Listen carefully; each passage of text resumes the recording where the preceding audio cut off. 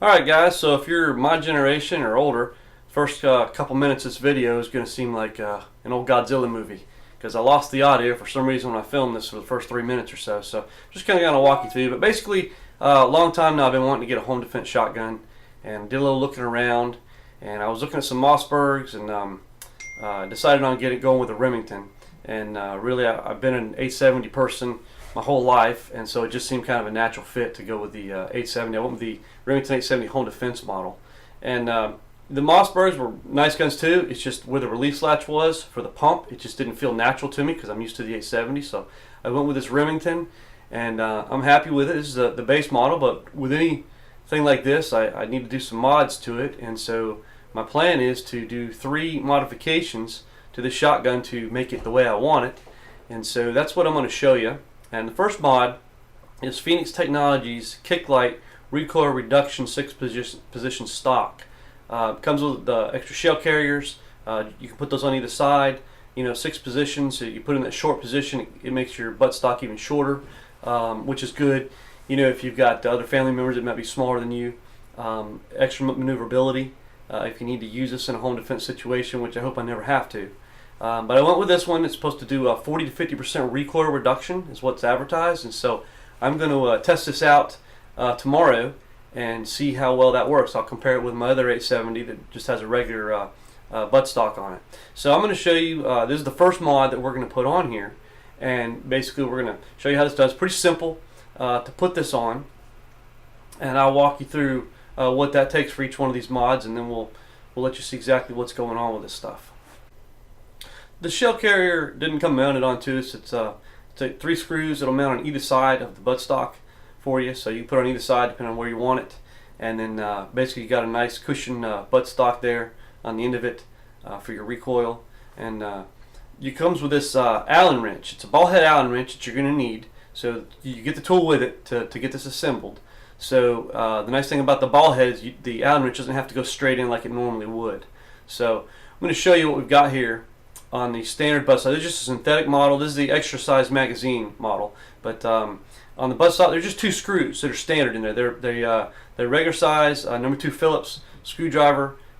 Just basically slide your screwdriver in those holes and pop these screws out. And then once you do that, you'll remove the rubber recoil pad from that, and then you'll be able to access the internal bolt that actually affixes the buttstock to the shotgun there.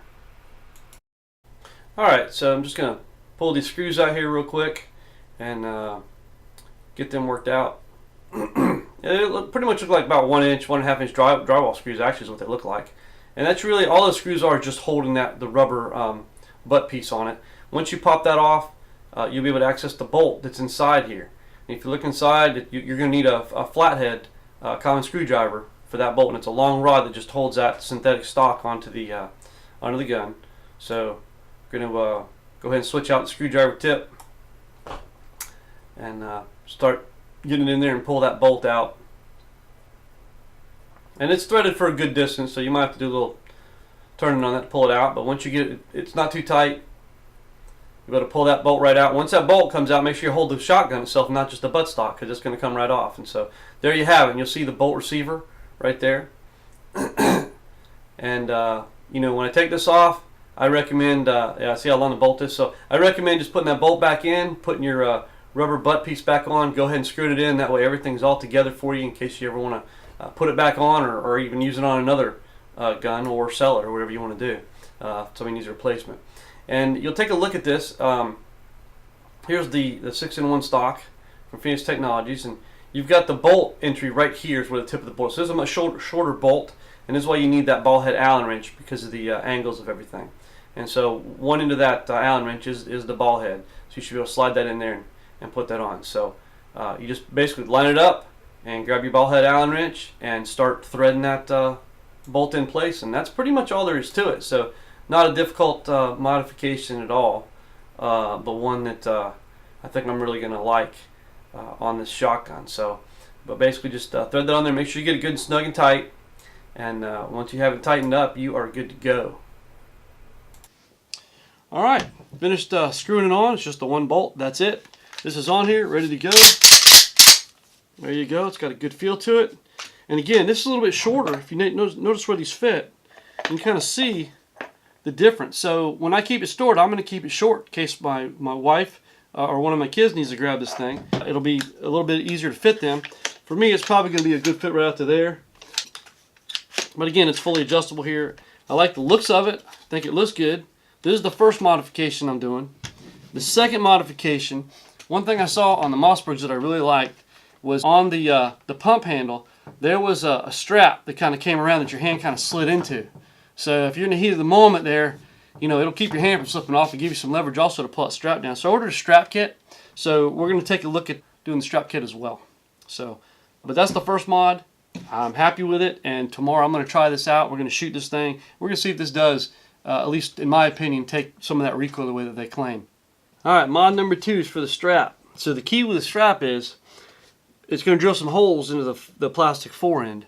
So we need to get this forend off so we don't damage any other parts of the gun. So the first thing we need to do is go ahead and take our barrel off. Dealing with an unloaded gun here. I'm going to take the magazine thread off. This is already half cocked. Barrel comes off.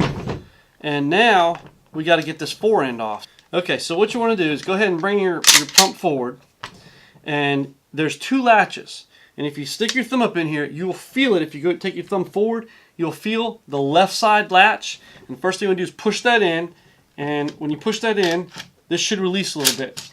And out comes everything. Alright, here you go. So you want to take this component off, set that down, this component off, set that down. Okay, so what you want to do, if you were going to swap your forearm out, you could actually unthread this with a nut to get it off the rails.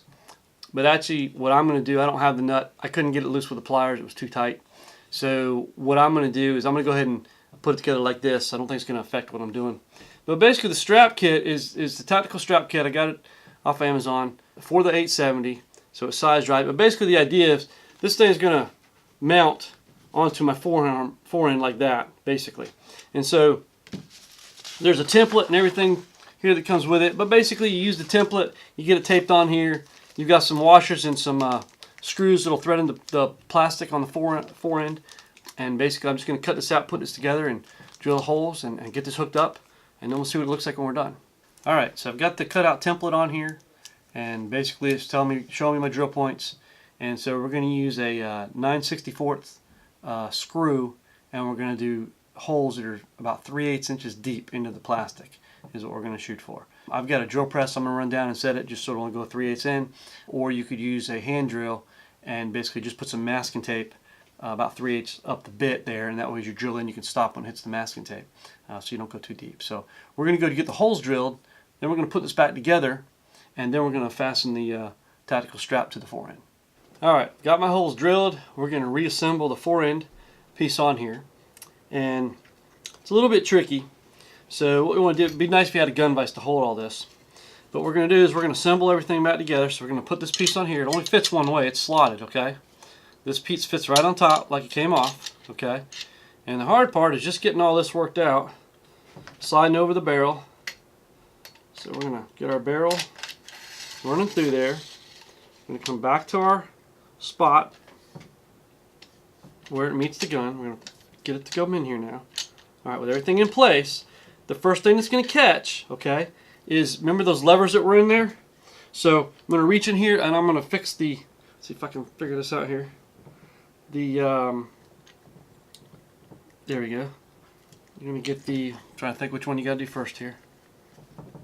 There you go, the right lever, and you're going to reach in and do the left lever. And once you do that, everything will slide into place, and we're back in business. Okay, right lever that you'll feel inside here, and then the left side. And once you do that, it'll slide right in place. Okay, so I'm going to go ahead and put my barrel back on, and then we'll go ahead and go back to working on the strap. So let me put that on real quick.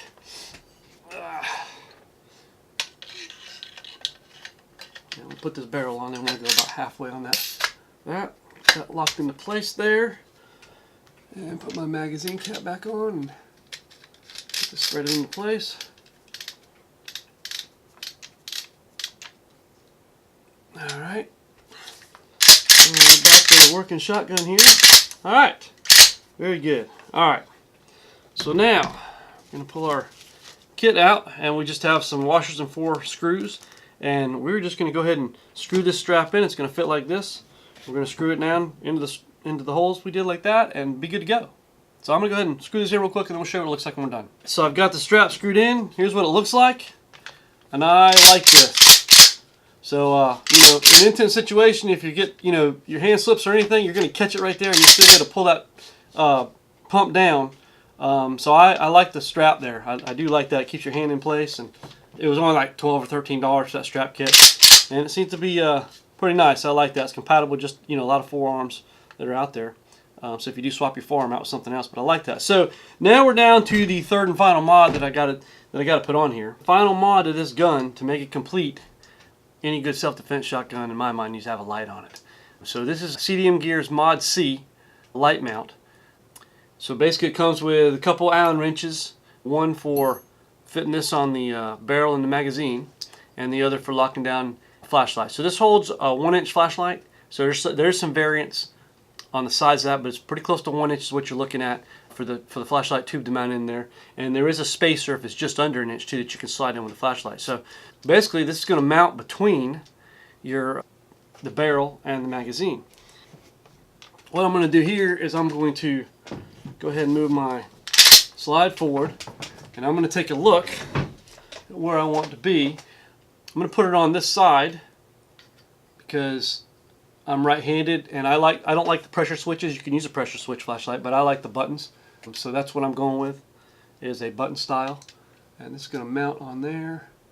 And I'm going to get my Allen wrench, start threading this on. Here we go. And this just locks itself on the magazine. So if you are going to take the gun apart, you'll need to take this light mount off. But this is a lightweight. It gives you a very solid mount. And I've looked on a lot of shotgun forums. It gets real good reviews, and so far what I'm seeing is it's got a very good mount to it. It did come with pads, rubber pads that you mount on the inside. They were clear, so you couldn't see them. Basically, that keeps your barrel from getting scratched up if you are taking it on and off and so forth. Let's get this good and tight because we don't want any vibration. All right, there we go.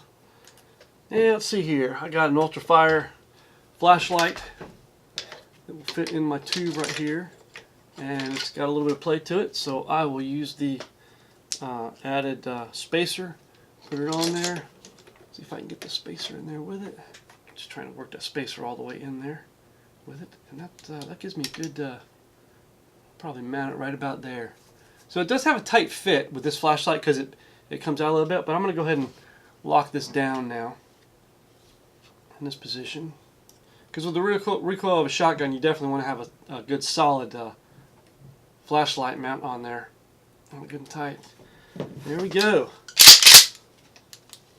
3 mods, and we are ready to go. Easy access to the push button on that, and we've got our light. Yeah, I like it. I like it, guys. Again, we did the Phoenix Technologies Kicklite, which I'll test tomorrow. See how well this absorbs the recoil. We did our tactical strap mount on the forend, and we got the CDM Gear Mod-C flashlight mount on there. And I just I'm gonna put a different light on here. There's just one I had that would fit it at the moment. So I am done with this shotgun. I'm happy with it. So this is gonna be my home defense gun, and probably one of my play around guns too. So anyway, thanks for watching, and I'll put the links down for this gear if you're interested in it. All right, so the other shotgun's put together. So this isn't going to be an apples to oranges test. This is my 870 Express that I use for turkey hunting and other stuff, and so I'm going to shoot this first as a wooden stock, wooden forend. So the weight of the gun's about the same, although it's got a longer barrel on it. So I would expect this one to absorb a little more shock, but I can tell you this kick's pretty good. It just has a standard stock on it with just a little bit of a rubber end point here. So I'm going to take I got a number 5, a 3-inch number 5 is what I'm going to use. So I'm going to take a shot out of here, see how it feels. I'm going to grab the other gun, use the same shell out of that, and see what it does. So we'll see what she's got. Got your ears on?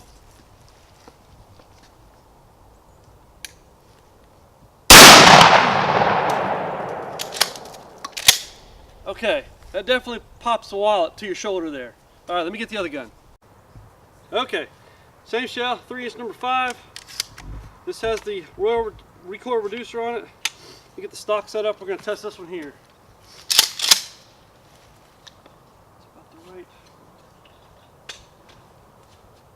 Alright, here we go. Here's a test of the recoil on this thing.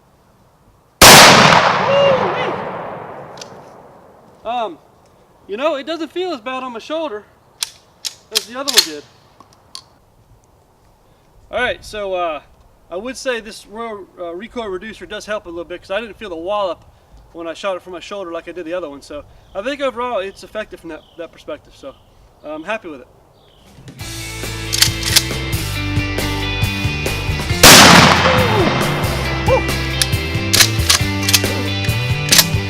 Alrighty.